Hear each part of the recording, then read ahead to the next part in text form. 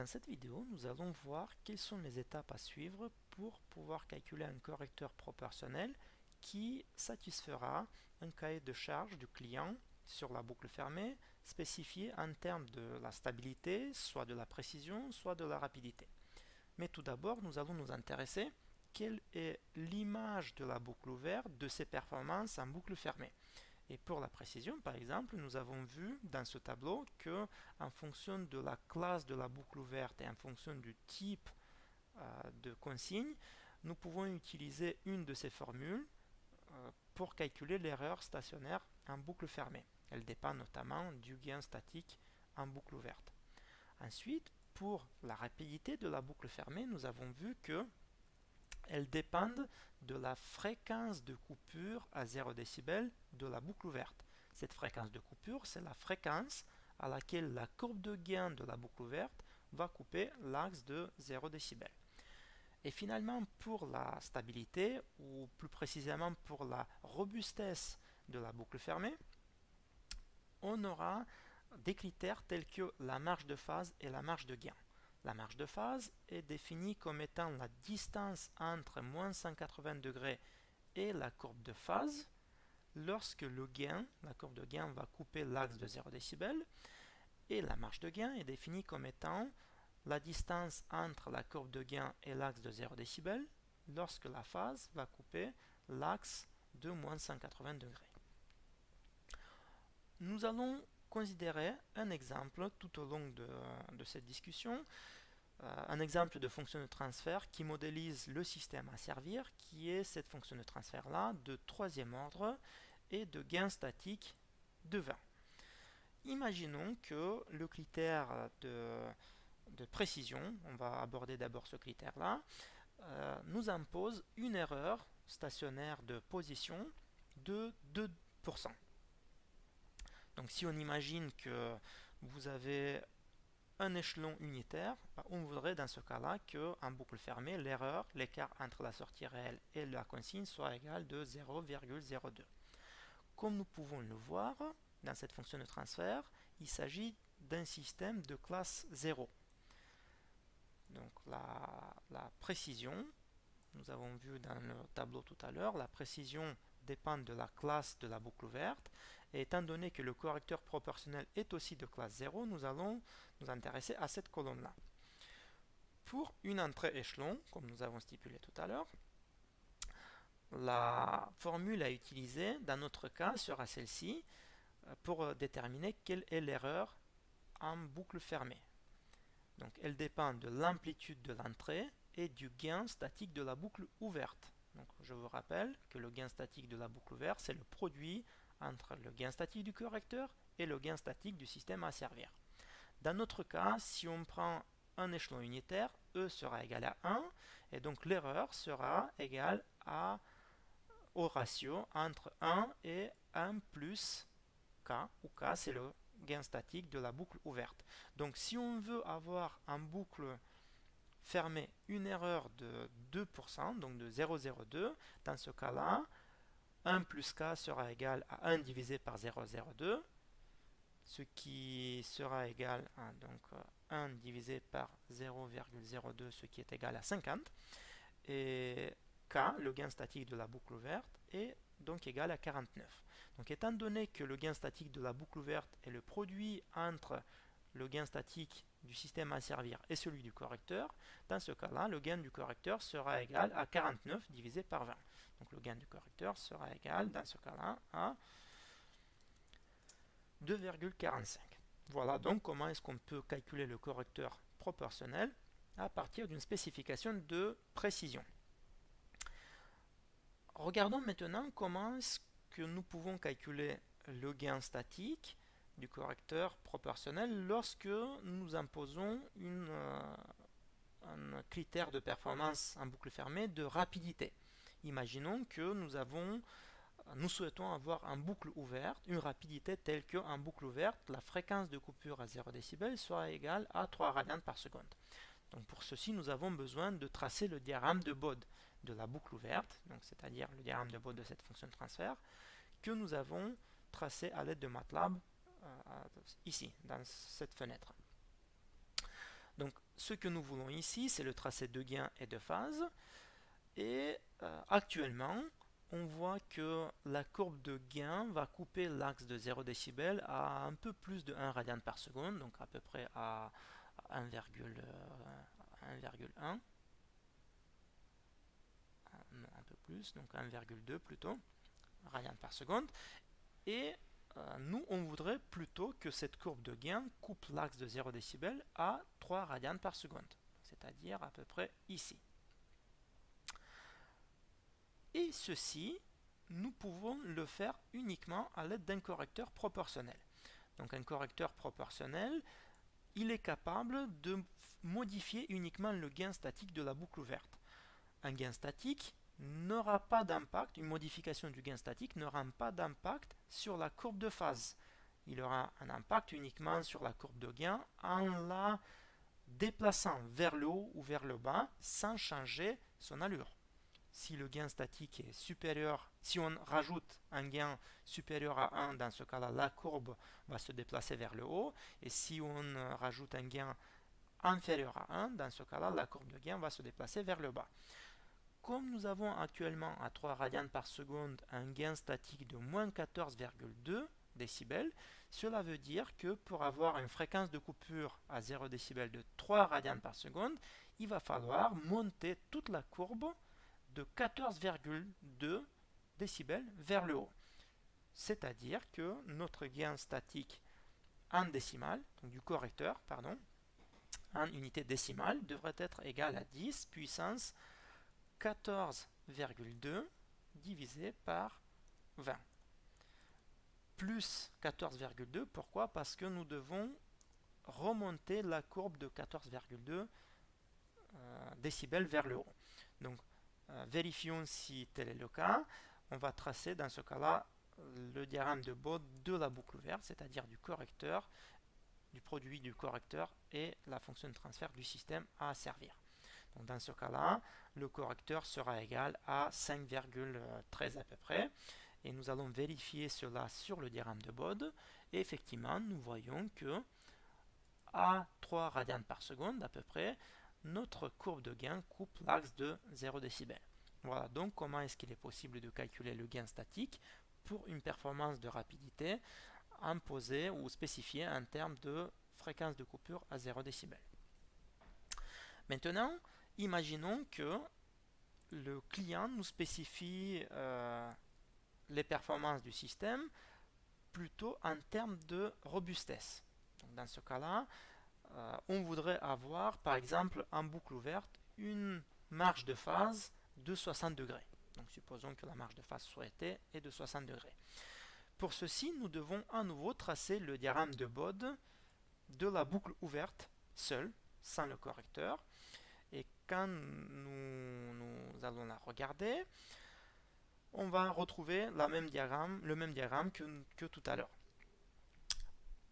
Ce que nous voulons, c'est assurer cette marge de phase de 60 degrés uniquement à l'aide d'un correcteur proportionnel. Alors, un correcteur proportionnel, il est capable de déplacer uniquement la courbe de gain et il ne change pas la courbe de phase. Ce qui veut dire que si on voudrait une marge de phase de 60 degrés, c'est-à-dire que la distance entre moins 180 degrés et la courbe de phase soit égale de 60 degrés, à la fréquence à laquelle la courbe de gain coupe l'axe de 0 décibel, la seule possibilité, le seul degré de liberté sur lequel on peut agir, c'est de déplacer la courbe de gain de telle façon que elle coupe l'axe de 0 décibel à la fréquence à laquelle cette distance vaut bien 60 degrés. Donc ce que nous allons faire maintenant, nous allons chercher cette fréquence à laquelle la distance entre moins 180 degrés et la courbe de phase est égale à 60. Donc il faut chercher, autrement dit, la fréquence à laquelle la courbe de phase est égale à moins 120, puisque c'est dans ce cas-là qu'on aura une distance entre moins 180 et cette courbe qui vaut 60 degrés. Donc on va chercher maintenant la fréquence à laquelle la phase est moins 120, donc là elle est à moins 110. Il faut se déplacer un petit peu vers la droite, donc c'est à peu près par ici. 79. Voilà, moins 120, c'est pas... Oh, je suis passé un peu plus haut. Donc c'est à peu près à 0,7 radians par seconde. Donc on va revenir maintenant sur la courbe de gain et on va regarder quel est le gain à 0,7 radians par seconde. Et on voit qu'à 0,7 radians par seconde, donc c'est à peu près par ici, un peu plus à gauche, la courbe de gain, le gain, je vais juste zoomer un petit peu pour mieux bouger. Donc je vais le faire pareil ici. Donc à moins 120, il me faut une fréquence de 0,68 radians par seconde. Et à 0,68 radians par seconde, le gain du système est égal à 7,6 décibels. Ce qui veut dire que pour que la courbe de gain coupe l'axe de 0 décibel à cette fréquence-là, il faut la descendre de 7,6 radians par seconde. Donc c'est ce que nous allons faire. Nous allons la faire descendre en calculant un gain du correcteur proportionnel qui doit être égal à moins 7,6 divisé par 20. Pourquoi de moins 7,6? Parce qu'on doit descendre la courbe de gain.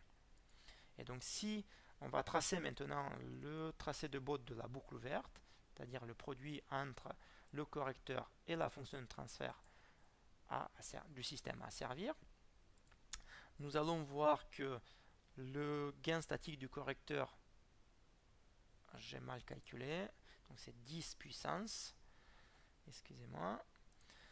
Donc dans ce cas-là, le correcteur devrait être égal à 0,42 à peu près, et que sur le diagramme de Bode, quand on regarde maintenant, nous avons effectivement que la courbe de gain passe bien à 0 décibel à peu près 0,68 et que la phase n'a toujours pas changé. Donc à 0,68, nous avons à peu près moins 120 degrés, ce qui fait que la distance entre moins 180 et la courbe de phase est bien de 60 degrés.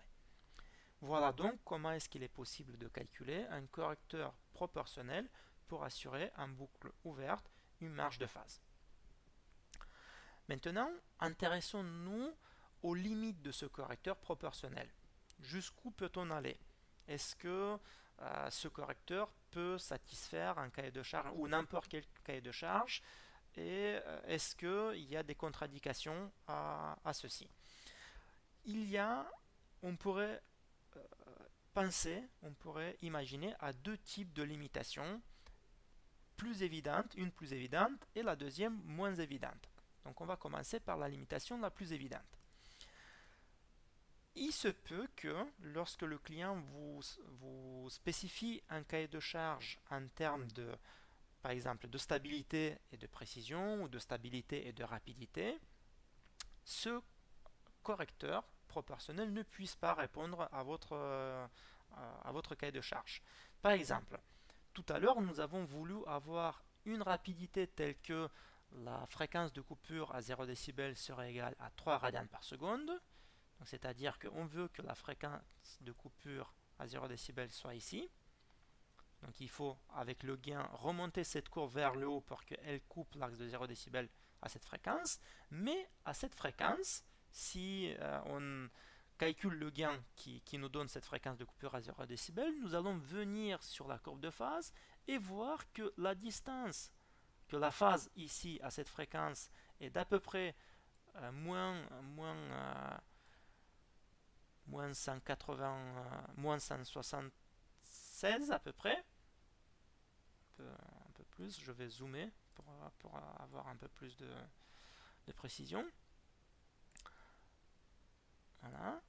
Donc on voit que la marge de phase, si on assure une fréquence de coupure à 3 radians par seconde, la marge de phase n'est que de 3 degrés.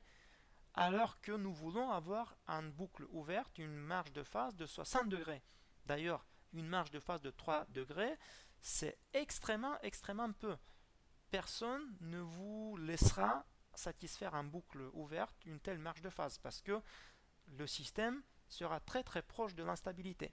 Donc d'ici, on voit clairement que un correcteur purement proportionnel, il est possible qu'il ne puisse pas répondre à un certain cahier de charge spécifié en termes de rapidité, par exemple, et de stabilité, ou de précision et de rapidité, ou tous les trois. Alors ce qu'il faut être conscient, c'est que vous allez toujours avoir des critères de performance spécifiés en termes pour la stabilité. Ça, c'est le critère le plus important que l'on puisse souhaiter avoir en boucle fermée. Jamais on ne vous demandera un système qui soit instable. Même s'il n'est parfois pas spécifié, il est de manière tacite, il est sous-entendu. On voudrait avoir des marges de phase typiquement plus grandes que 45 degrés. Donc ça, c'était le cas plus évident où on peut voir tout de suite qu'un correcteur proportionnel n'est pas suffisant. Regardons maintenant un autre cas qui est moins évident. Et je vais prendre comme exemple toujours cette fonction de transfert pour laquelle, donc c'est une fonction de transfert de troisième ordre, mais je vais regarder quels sont les pôles de cette fonction de transfert. Donc pour voir les pôles, nous allons taper pôle de f et nous voyons que les pôles de cette fonction de transfert, il y en a trois, et les trois sont purement réels, négatifs, et donc qui sont moins 0, 1 et 10.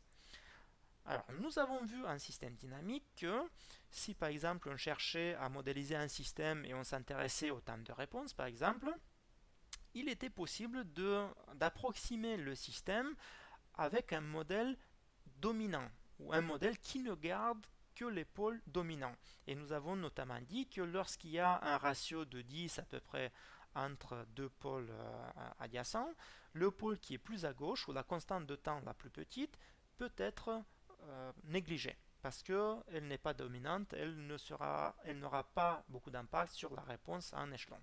Donc dans ce cas-là, on peut se dire que cette fonction de transfert, on pourrait la modéliser avec une fonction de transfert qui ne garde que le pôle dominant, c'est-à-dire le moins 0,1, ou que la constante de temps associée à ce pôle est de 10.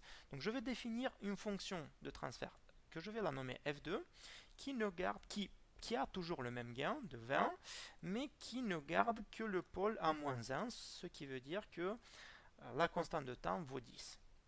Donc là, j'ai défini cette fonction de transfert.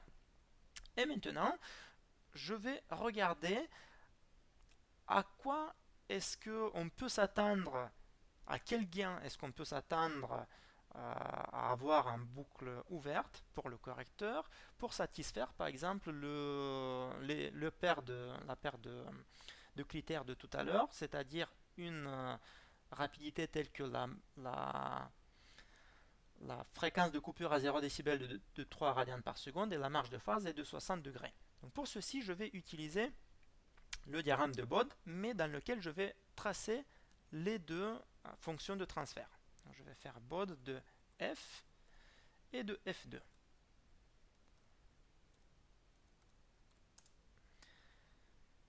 Donc, nous avons à l'écran les deux fonctions de transfert. En rouge, la fonction de transfert correspondant au système qui n'a conservé que le pôle dominant, et en bleu, la fonction de transfert complète. Donc si on voudrait avoir une fréquence de coupure à 3 radians par seconde, et on utiliserait pour ceci le modèle du système qui ne garde que le pôle dominant, donc ça serait le système caractérisé par la courbe rouge ici, et la phase de ce système sera celle-ci que nous avons ici à l'écran. Donc ce que nous pouvons voir ici, c'est que pour un système de premier ordre, comme l'asymptote haute fréquence de la phase converge vers moins 90 degrés, on peut voir que il est tout à fait possible de satisfaire les deux critères de performance, c'est-à-dire la fréquence de coupure à 3 radians par seconde et une marge de phase de 60 degrés. La marge de phase serait même plus grande que 60 degrés, elle sera de 90 degrés, un peu plus même. Ce qui est très très bien. Avoir une marge de phase plus que demandée est un bon signe. Et on pourrait même penser qu'avec un correcteur proportionnel, on serait capable d'assurer une rapidité même beaucoup plus importante que celle qui correspond à une fréquence de coupure de 3 radians par seconde. On peut monter la courbe vers le haut autant que l'on veut. Le gain sera très important, très grand, mais il est possible, si le système fonctionne toujours dans la zone linéaire, il est possible d'assurer n'importe quelle fréquence de coupure à 0 décibel tout en gardant une marge de phase très confortable. Or, le système réel n'est pas celui qui garde tous les pôles, non pas uniquement le pôle dominant. On voit très vite que pour une fréquence de coupure à 3 radians par seconde, une fréquence de coupure à 0 décibel de 3 radians par seconde, nous n'allons pas pouvoir assurer cette marge de phase, voire même si le gain sera plus élevé, que la fréquence de coupure à 3 décibels sera plus grande que 3 radians par seconde, dans ce cas-là, le système devient instable. Et ça, c'est quelque chose que l'on ne voit pas tout de suite si on utilise par exemple uniquement les pôles dominants. Et c'est très souvent le cas. Très souvent, on modélise le système en ne gardant que les pôles dominants. Pourquoi? Parce que ça nous donne un modèle plus simplifié qui peut être suffisant pour faire nos analyses. Mais sachez, soyez conscient que toujours, un système aura plus de pôles qu'un système de premier ordre, par exemple. Même si, d'après la physique, vous avez un système que vous voulez contrôler qui peut être modélisé de manière très parfaite avec un système de premier ordre, n'oubliez pas que pour asservir ce système, vous allez avoir besoin d'actionneurs, vous allez avoir besoin de capteurs, et que ces actionneurs et ces capteurs, bien qu'ils aient des dynamiques beaucoup plus rapides que le système à servir, à un moment donné, vous allez avoir des pôles qui vont s'ajouter et donc le retard qui va s'accumuler. Et donc, vous ne pouvez pas augmenter le gain à l'infini pour avoir une fréquence de coupure à 0 décibel très importante, parce que à un moment donné, vous allez avoir la phase qui dépasse les moins 180 degrés et que vous risquez de rendre votre système instable. Donc, c'est pour ça qu'il faut faire très attention lorsque vous calculez un correcteur uniquement proportionnel et que l'on vous demande des fréquences de coupure par exemple très élevées, ou que l'on vous demande des erreurs très faibles, des erreurs en régime établi. Il ne faut pas oublier, il ne faut pas perdre de vue que augmenter le gain fortement peut très vite dégrader la marge de phase et donc très vite peut rendre votre système instable. Voilà donc quelles sont les limitations d'un correcteur proportionnel sur les performances de la boucle fermée. Et lorsque il ne sera pas possible de satisfaire ce critère de performance juste avec un correcteur proportionnel, on fera appel à d'autres types de correcteurs, à d'autres structures qui nous permettent plus de degrés de liberté qu'un simple correcteur proportionnel.